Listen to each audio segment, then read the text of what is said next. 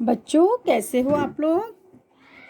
आज आपकी पुस्तक बसंत भाग 3 हम तीसरा पार्ट स्टार्ट करने जा रहे हैं। तीसरा पार्ट पढ़ेंगे आज हम, बस की यात्रा। देखिए, हम 5 मित्रों ने तय किया कि शाम 4 बजे बस से चलें। पन्ना से इसी कंपनी की बस सतना के लिए घंटे भर बाद मिलती है, जो जबलपुर की ट्रेन मिला देती है। मतलब क्या कह रहे हैं लेखक कि शाम को जब 4 बजे बस से जाएं और वहाँ क्या पन्ना से इसी कंपनी की बस सतना के लिए, जिस ट्रैवल कंपनी से वो जाना चाहते थे, जिस ट्रैवल कंपनी की बस से जाना चाहते थे, उसी ट्रैवल कंपनी की एक बस सतना के लिए उसके 1 घंटे बाद मिलती है, जो जबलपुर की ट्रेन मिला देती है। उससे वहाँ पहुँचेंगे तो जबलपुर की ट्रेन मिल जाएगी और सुबह घर पहुँच जाएंगे। हम में से 2 को सुबह काम पर हाजिर होना था, इसलिए वापसी का यही रास्ता अपनाना ज़रूरी था। उनमें से जो जा रहे थे 5 मित्र, उनमें से जो थे 2 को क्या था, सुबह अपने काम पर आना था, अटेंडेंस अपनी लगानी थी, अपने काम पर वापस लौटना था, इसलिए वापसी के लिए यही रास्ता अपनाना ज़रूरी था। लोगों ने सलाह दी कि समझदार आदमी शाम वाली बस से सफ़र नहीं करते। क्या रास्ते में डाकू मिलते हैं? नहीं, बस डाके न। क्या हुआ, लोगों ने उनको समझाया कि जो समझदार होते हैं वो इस बस से यात्रा नहीं करते शाम को, उस बस में कुछ कमी होगी। लेकिन उन्होंने क्या पूछा लेखक ने, क्या रास्ते में डाकू मिलते हैं? तो लोग बोले नहीं, बस ही डाकिन है। बस को देखा तो श्रद्धा उमड़ पड़ी। बस को देखा तो क्या हुआ, खूब वयोवृद्ध थी, मतलब पुरानी थी बस, सदियों की अनुभव के निशान लिए हुए थी। लोग इसलिए इससे सफ़र नहीं करना चाहते थे कि इस वृद्धावस्था में इसे कष्ट होगा। यह बस पूजा के योग्य थी, उस पर सवार कैसे हुआ जा सकता है। ये सारे व्यंग हैं उस बस के लिए। वास्तविकता क्या थी, बस बड़ी जर्जर अवस्था में थी, टूटी फूटी पुरानी सी बस थी, इसलिए लोग शाम को उस बस से यात्रा करना नहीं चाहते थे, कहीं रास्ते में ख़राब हो गई तो। पेज टर्न कीजिए आप लोग। बस कंपनी के एक हिस्सेदार भी उसी बस से जा रहे थे। उस कंपनी में जो हिस्सेदार थे बस के, 2-3 लोगों ने मिलके खरीद रखी होगी बस, तो एक हिस्सेदार उसी बस में जा रहे थे। हमने उनसे पूछा, यह बस चलती भी है? जो लेखक थे उन्होंने उन हिस्सेदार से पूछा कि आपकी बस ये चलती है क्या? तो वो क्या बोले, चलती क्यों नहीं है जी, अभी चलेगी। हमने कहा, वही तो हम देखना चाहते हैं, अपने आप चलती है? हाँ जी, और कैसे चलेगी? तो उन्होंने क्या जवाब दिया, अपने आप ही चलेगी, और कैसे चलेगी। गजब हो गया, ऐसी ऐसी बस अपने आप चलती है? ऐसी मतलब ऐसी जर्जर अवस्था जिस बस की है वो अपने आप चलती है। लेखक को आश्चर्य हुआ। हम आगा पीछा करने लगे। डॉक्टर मित्र ने कहा, डरो मत, चलो, बस अनुभवी है। बोले, क्या बोले उनके डॉक्टर मित्र, किस बस को अनुभव है, चलो डरो मत, नई नवेली बसों से ज़्यादा विश्वसनीय है, हमें बेटों की तरह प्यार से गोद में लेकर चलेगी। तो थोड़ा सा उन्होंने मजाक किया। हम बैठ गए। जो छोड़ने आए थे वे इस तरह देख रहे थे जैसे अंतिम विदा दे रहे हों। उनकी आंखें कह रही थीं कि आना जाना तो लगा ही रहता है, आया है सो जाएगा, राजा रंग फकीर। आदमी को कूच करने के लिए एक निमित्त चाहिए। मतलब क्या कह रहे थे, कहीं ये बस पहुंच भी पाएगी या नहीं, कहीं रास्ते में एक्सीडेंट ना कर दे। तो इस तरह से उनकी आंखों से जो लेखक को पता चल रहा था कि किस तरीके के बारे में, उनकी सोच के बारे में पता चल रहा था कि वो क्या सोच रहे होंगे, क्योंकि उस बस की स्थिति देखकर। अब देख क्या कह रहे थे वो, कि आदमी को कूच करने के लिए कोई निमित्त चाहिए, मतलब मरने के लिए कोई ना कोई बहाना है तो रहता ही है। इंजन सचमुच स्टार्ट हो गया, ऐसा जैसे सारी बस ही इंजन है। जैसे इंजन स्टार्ट हुआ, सारी बस में से आवाज़ आने लगी और हम इंजन के भीतर बैठे हैं। कांच बहुत कम बचे थे, खिड़कियों में जो कांच थे बहुत ही कम थे, बाकी टूट चुके थे। जो बचे थे उनसे हमें बचना था, क्योंकि वो टूट रहे थे, कहीं चोट ना लग जाए। हम फौरन खिड़की से दूर सरक गए। जो लेखक और उनके मित्र थे खिड़की से दूर सरक गए।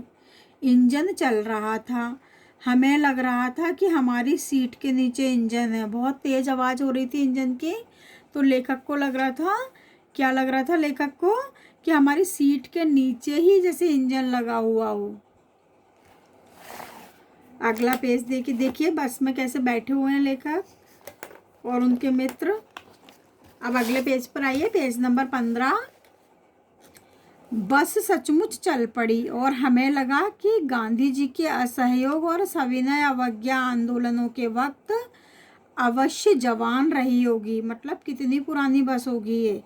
उसे ट्रेनिंग मिल चुकी है। हर हिस्सा एक दूसरे से असहयोग कर रहा है। पूरी बस सविनय अवज्ञा आंदोलन के दौर से गुजर रही थी। आज़ादी के समय की बातें, आंदोलन याद आ रहे थे उनको बस के अंदर। सीट का बॉडी से असहयोग चल रहा था। कभी लगता सीट बॉडी को छोड़कर आगे निकल गई है, कभी लगता कि सीट को छोड़कर बॉडी आगे भागी जा रही है। 8-10 मील चलने पर सारे भेदभाव मिट गए। यह समझ नहीं आता था कि सीट पर हम बैठे हैं या सीट हम पर बैठी है। इतनी जर्जर हालत में वो बस थी। एकाएक बस रुक गई। मालूम हुआ कि पेट्रोल की टंकी में छेद हो गया है। ड्राइवर ने बाल्टी में पेट्रोल निकालकर उसे बगल में रखा और नली डालकर इंजन में भेजने लगा। अब मैं उम्मीद कर रहा था कि थोड़ी देर बाद बस कंपनी के हिस्सेदार इंजन को निकालकर गोद में रख लेंगे और उसे नली से पेट्रोल पिलाएंगे, जैसे माँ बच्चे के मुंह में दूध की शीशी लगाती है। बस की रफ्तार अब 15-20 मील की हो गई। मुझे उसके किसी हिस्से पर भरोसा नहीं था। किसको? लेखक को। ब्रेक फेल हो सकता था, स्टीयरिंग टूट सकता था। प्रकृति के दृश्य बहुत लुभावने थे। वहाँ से जो प्राकृतिक दृश्य हरियाली देख रहे थे वो बड़े ही लुभावने, मतलब मन को अच्छे लगने वाले थे। दोनों तरफ हरे भरे पेड़ थे जिन पर पंछी पक्षी बैठे थे। मैं हर पेड़ को अपना दुश्मन समझ रहा था। क्यों समझ रहा था लेखक हर पेड़ को अपना दुश्मन?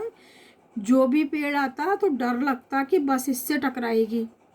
वह निकल जाता तो दूसरे पेड़ का इंतजार करता।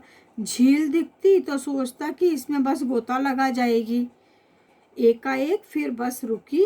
ड्राइवर ने तरह तरह की तरकीबें की पर वह चली नहीं। सविनय अवज्ञा आंदोलन शुरू हो गया। कंपनी के हिस्सेदार कह रहे थे, बस तो फर्स्ट क्लास है जी। यह तो इत्तेफाक की बात है कि बस रुक गई। क्षीण चांदनी में वृक्षों की छाया के नीचे वह बस बड़ी ही कैसी लग रही थी? दयनीय लग रही थी। लगता था कोई वृद्धा थक कर बैठ गई हो। हमें ग्लानि हो रही थी कि बेचारी पर लदकर हम चले आ रहे हैं। ये क्या है? इन बातों में व्यंग है। अगर इसका प्राणांत हो गया तो इस बियाबान मतलब बहुत घने जंगल में हमें इसकी अंत्येष्टि करनी पड़ेगी। जब कोई व्यक्ति मर जाता है तो उसकी अंत्येष्टि करते हैं ना, शमशान ले जाते हैं। तो और बस के कोई प्राण थोड़ी होते हैं। लेकिन लेखक व्यंग कर रहे हैं कि अगर ये बस नहीं सही हुई तो इसकी अंत्येष्टि करनी पड़ेगी, मतलब इसको यहीं छोड़ना पड़ेगा। चलिए आगे पेज टर्न कीजिए आप लोग। Page number 16। हिस्सेदार साहब ने इंजन खोला और कुछ सुधारा। बस आगे चली। उसकी चाल और भी कम हो गई। धीरे धीरे वृद्धा की आंखों की ज्योति जाने लगी। जैसे कोई वृद्धा उसको धीरे धीरे दिखना कम लगने लगे, ऐसे ही बस की स्थिति बता रहे थे। मतलब उसकी रोशनी कम होने लगी। चांदनी में रास्ता टटोलकर वह रेंग रही थी। आगे या पीछे से कोई गाड़ी आती दिखती तो एकदम किनारे खड़ी हो जाती और कहती, निकल जाओ बेटी, अपनी तो अब वह उम्र ही नहीं रही। एक पुलिया के ऊपर पहुंचे ही थे कि टायर फिस करके बैठ गया और वह बहुत जोर से हिलकर थम गई। अगर स्पीड में होती तो उछलकर नाले में गिर जाती। मैंने उस कंपनी के हिस्सेदार की तरफ पहली बार श्रद्धा भाव से देखा। वह टायरों की हालत जानते हैं, फिर भी जान हथेली पर लेकर इसी बस से सफ़र कर रहे हैं। उत्सर्ग की ऐसी भावना दुर्लभ है। उत्सर्ग मतलब त्याग की ऐसी भावना दुर्लभ है। सोचा इस आदमी के साहस और बलिदान का सही उपयोग नहीं हो रहा है। इसे तो किसी क्रांतिकारी आंदोलन का नेता होना चाहिए। अगर बस नाले में गिर पड़ती तो हम सब मर जाते, और तो देवता बाएं पसारे उसका इंतजार करते, कहते वह महान आदमी आ रहा है जिसने एक टायर के लिए प्राण दे दिए, मर गया पर टायर नहीं बदला। दूसरा घिसा टायर लगाकर, जो एक पड़ा होगा स्टेपनी में, उसको लगाकर बस फिर चली। अब हमने वक्त पर पन्ना पहुंचने की उम्मीद छोड़ दी थी। पन्ना जाना था ना लेखक को। पन्ना कभी वह पहुंचने की उम्मीद, पन्ना क्या, कहीं भी कभी भी पहुंचने की उम्मीद छोड़ दी। लगता था जिंदगी इसी बस में गुजारनी है और सीधे उस लोक को प्रयाण कर जाना है। मतलब इसी बस में हमारा क्या हो जाएगा, प्राणांत हो जाएगा। इस पृथ्वी पर उसकी कोई मंजिल नहीं है। हमारी बेताबी तनाव खत्म हो गए। हम बड़े इत्मीनान से घर की तरह बैठ गए। चिंता जाती रही और हंसी मजाक चालू हो गया। इस पाठ के बस की यात्रा के लेखक थे हरिशंकर परसाई। ये हरिशंकर परसाई जो है हास्य व्यंग रचनाओं के लिए बड़े प्रसिद्ध लेखक हैं। तो अपन ने ये चैप्टर समझा, समझ में आया आपको? Thank you.